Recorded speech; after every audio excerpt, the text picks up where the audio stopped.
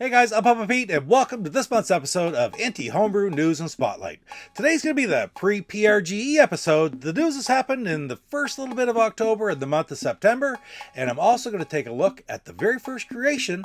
A brand new homebrew and television programmer Brian Pudden from Brian's Man Cave has created a game which is being released or has been released by Intellivision Revolution. So we're going to take a look at Keystone Kopps. Stick around, let's get to the news. Papa Pete, the old ass gamer. Papa Pete, the old ass gamer. If you haven't grown up by the age of 50, you don't have to. Be sure to check out IntellivisionCollector.com for all your Intellivision collecting needs, whether it be ROMs for LTO Flash or Ultimate Flashback, the latest homebrew games available on the scene, or even games for the original 125, that's IntellivisionCollector.com. With the Portland Retro Gaming Expo right around the corner, September's been a relatively quiet month in the Intellivision homebrew scene. Programmers and publishers are getting ready for some big releases at the event. The Intellivision community will be well represented at PRGE this year, with over 30 members attending as of last count. So you can bet there'll be lots of Intellivision homebrew releases at the event. But first, let's get to the 2022 Intellivision Homebrew Awards. The Intellivision Homebrew Awards committees are working quietly on the 2022 awards throughout September, but are meeting face-to-face for the very first time at this year's Portland Retro Gaming Expo. Their original goal was to use their meeting during this event to finalize the details on exactly how future awards shows will be structured. Details such as category titles, number of nominees, and dates of the event should be announced shortly after the PRGE. The announcement of the actual nominees, of course, will come later on. The group is also going to further develop their plans for the Intellivision Homebrew Hall of Fame. Again, you should expect more news and announcements on this after the event and in the post-PRGE episode of INTY Homebrew News Spotlight. Intellivision Collector's two newest titles, IC003 Penguin Land and IC004 Poker Risque, Ooh la la, were released on September 21st. As always, these titles are in full gatefold color boxes with cart, manual, overlays, and they can be purchased directly from IntellivisionCollector.com. There are still two more Intellivision Collector releases due for 2022. IC005 and IC006, whose titles have not yet been announced, are due for release in early to mid-November 2022. More details on these titles will be announced, once again, in next month's episode of INTY Homebrew News Spotlight. In other Intellivision Collector news, they regret to announce that a bug was found in their recently released version of Vanguard. This was only detected when the game was played with an original cartridge on original hardware. This bug isn't present when you play via emulation, so none of the playtesters experienced the bug. When playing on original hardware, the gun is automatically destroyed when it comes on screen. Intellivision Collector and game programmer The Golden Bat have researched the problem to better understand it and ensure that it never happens again in the future. In the meantime, a new version of the software has been created and produced, and those who purchase the game can contact Intellivision Collector to inquire about getting aboard of the new version at no additional charge. Breaking news from Collectorvision. They've just announced the release of a new homebrew title, Mancala, modeled after the classic two-player tabletop board game. The game's been in development for a while, but was kept hush-hush in the community until its release just 2 days before the recording of this video. Also of note, very important note for Collectorvision, titles such as The Goon Enough, BC's Quest for Tires, Gore, Death Race, as well as a few others, have been opened up for pre-order for a future reprint of the games. The system is allowing payment, so I anticipate that these titles will be available to ship in the very near future, so I recommend that you reserve yours now. In Intelligentvision news, their newest release, Super Pro Space Invaders, is now available in a physical version with the manual, overlays, and a cartridge. As part of their partnership, even though Intelligentvision is the official publisher of the game, Intellivision Revolution is the official distributor, so the game is currently available in the Intellivision Revolution homebrew store. Speaking of this partnership, Rev and David Harley have also announced that the physical release of the Tron Anthology will be officially published by Intellivision. featuring their versions of the Intellivision Tron titles. That's Adventures of Tron, Solar Sailor Tron Revisited, Deadlier Disc Tron Rebooted, and Mazatron Tron Reloaded. Intellivision Revolution will be the distributor for this anthology as well. I'm sure that many members of the Intellivision Homebrew Community are highly anticipating this anthology's release. In more Intellivision Revolution news, Rev wants everyone to know that all orders for Frankenstein's Monster, Castle of Death, Keystone Kopps, and Bank Panic will be shipped prior to PRGE. Rev would like to thank everyone for their patience. They'd also like to let everyone know that Intellivision Revolution will be announcing and releasing several titles at the Portland Retro Gaming Expo itself, the most Intellivision homebrews ever released at one time by any publisher. Intellivision Revolution has only announced one of these titles on Atari Age though, and that is the long-awaited Intellivision version of E.T. the Extraterrestrial. Tune into the post-PRGE episode of INTY Homebrew News Spotlight for the details on this huge release with a full list of the titles from Intellivision Revolution. Rev has promised that work will begin for a general public release right after the show. Finally, in a very busy month for Intellivision Revolution, 2600 Connection has just announced the release of Chris Reed's Peter the Pea, a maze game from the creator of Go Sub, Up Monsters, the Government Waffle Project, and even more. Currently, there's a cartridge and manual-only release available for $35 plus shipping directly from 2600 Connection. But a future full physical release by Intellivision Revolution has been promised for the relatively near future. For details on purchasing the cart and manual version of Peter the Pea, see the thread in the Atari Age forums or follow the link in the description to this video below. In Electronite news, William Muller's confirmed physical copies of last month's Spotlight game, The Pandora Incident, sold out in mere minutes from both the Blue Sky Rangers eBay store as well as from Intellivision Collector. 20 additional copies were released, but they also sold out immediately. Obviously, there's still a huge demand for this game, and Muller said, just like every other Electronite title, more will be available in the future depending on the availability of boards and cartridges. Muller also stated that the release and shipment plans for all the other titles at PRGE will be the exact same as it was announced last month, with one major addition. While Cat Attack will still be limited to 50 copies for cash pre-order purchase only at PRGE, Electronite will also be selling 50 copies of Star Mercenary in the exact same fashion. These will all be shipped to the purchasers after the show. Plans for Infiltrator and Robot Army pre-orders remain the same, shipping at the end of October. Once again, the big news this month is that the upcoming Portland Retro Gaming Expo in October is wrapping up to be one of the biggest release events in the history of the Intellivision Homebrew Community. With Electronite and Intelligent Revolution having several top-level titles being released, as well as new releases from Intellivision Collector, 2600 Connection, and Intelligentvision coming over the past month, it's a fantastic time for Intellivision Homebrew collectors. And now it's time to take a look at this month's Spotlight game, Keystone Kopps, the very first creation from programmer Brian Pudden, who you may know from his YouTube channel, Brian's Man Cave. Let's take a look at this Intellivision Revolution release.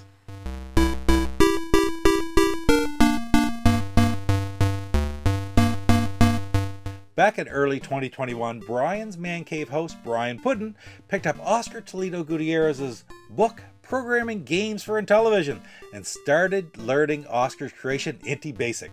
Just over a year later, Intellivision Revolution has published Brian's first game, Keystone Kopps. Keystone Kopps is an Intellivision port of the highly rated Atari 2600 title Keystone Kapers, published by Activision back in 1983. So let's take a look at Brian's title and see how it not only compares to the original, but how it stands on its own as a 2022 Intellivision homebrew release.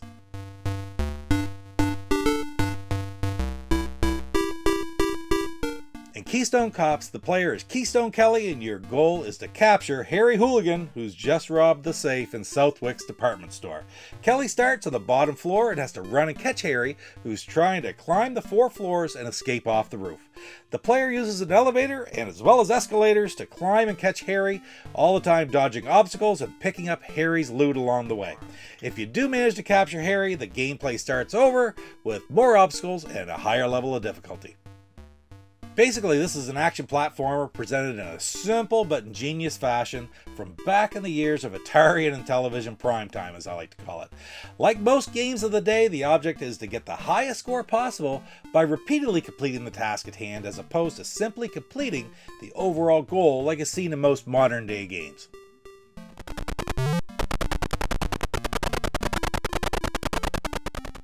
As I mentioned before, the player starts at the far right of the first floor using the disc to run to the far left to climb up to the second floor, and then back over to the right to climb up to the third floor, and finally up to the roof if you have to try to either catch the thief before he runs off the roof or before the time runs out. You can use escalators at the end of each floor to go up levels, or you can use the elevator in the middle to go up and down, but it takes a bit more time to use the elevator because you have to go with its standard pattern as it moves up and down. To go up the escalator, you just simply run or jump onto it, and to enter the elevator, you stand in front of it, and when the door opens, you press up. When it gets to the floor you want, and the door opens again, you just press down. The elevator also doesn't go to the roof, and of course the escalators only go up, so remember, if you ever get to the roof, that's where you are, because there's no way to get back down to the third floor. When you enter each screen in Keystone Kopps, you'll either find a reward or you'll find an obstacle. For rewards, you could have either money bags or briefcases that Hooligan Harry's dropped during his run, and they're worth 50 points each. But as far as obstacles go, first of all, you can use the side button, the upper side button, to jump over bouncing beach balls, cathedral radios, and runaway shopping carts. If you hit any of these, you lose 10 seconds off the clock, so make sure you jump well. The final obstacle is actually a toy biplane which flies across the top of each floor.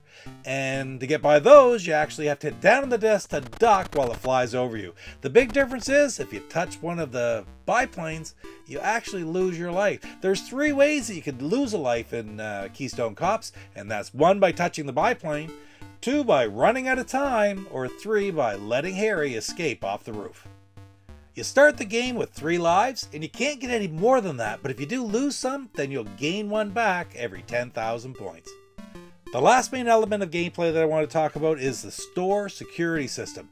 By pressing the lower side button on the controller, the security system is brought up on screen, and you can see the location of Hooligan Harry, Keystone Kelly, as well as the elevator, which floor it's on, and also the number of cops that the player has left. You can use this screen to strategize exactly how you want to chase or cut off Harry before the timer runs out, and to close the screen, you just simply tap on the disc.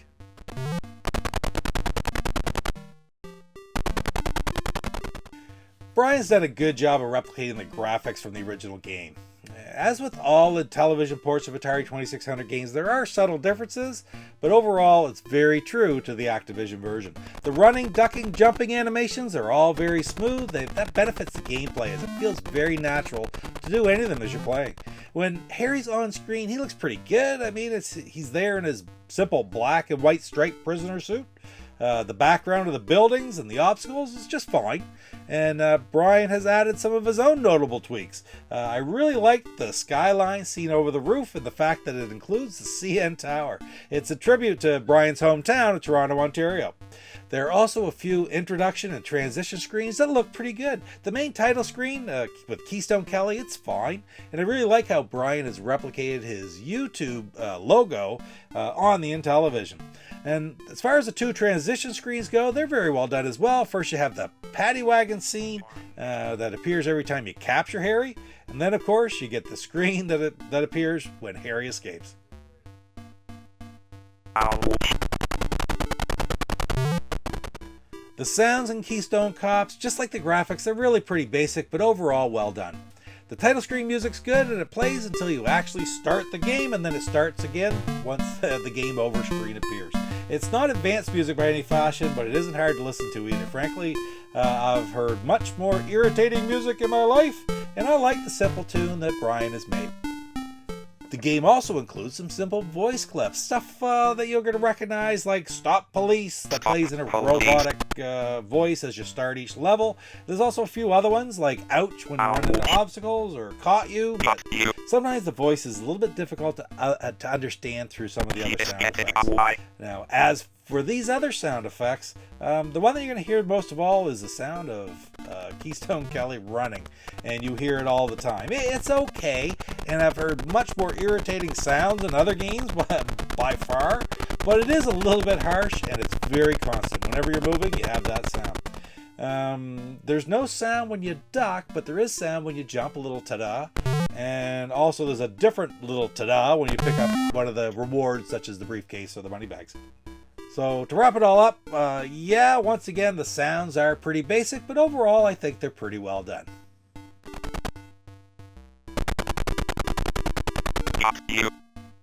The scoring in Keystone Kopps only occurs with two events. First of all, you get 50 points every time you pick up either a money bag or a briefcase. Now, the only other thing you can score on is when you actually capture Harry itself. And what you get is you get 100 points for each second that's remaining on the timer when you capture Harry in the first 7 levels. After, I think it's levels 8 to 14, you get 200 points per second, and then above that, you get 300 points per second.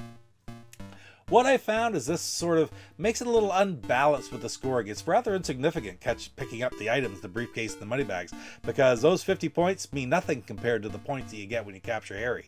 So, could it have been a little bit more balanced? Possibly, but it's still not too bad, and the scoring's fine.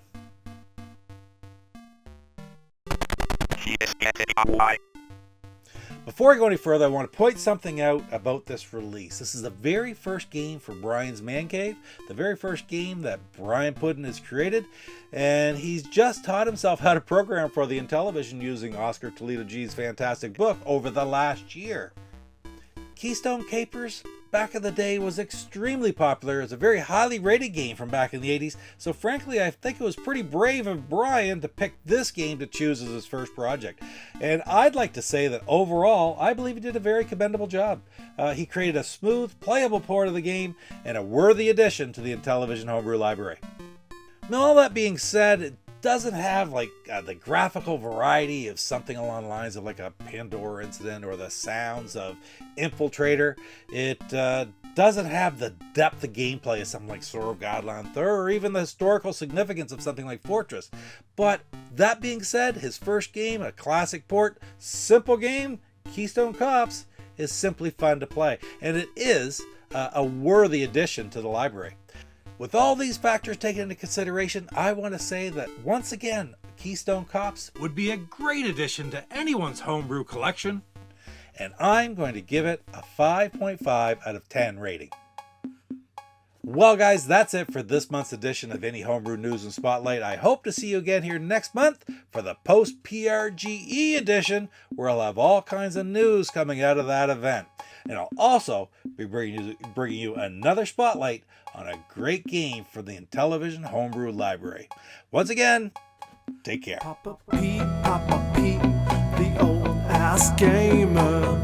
Papa P, the old ass gamer. If you haven't grown up by the age. Hey, it's Paul Norman or Nermix from the Intellivisionaries Podcast, and you're watching Papa Pete, the old guy gamer.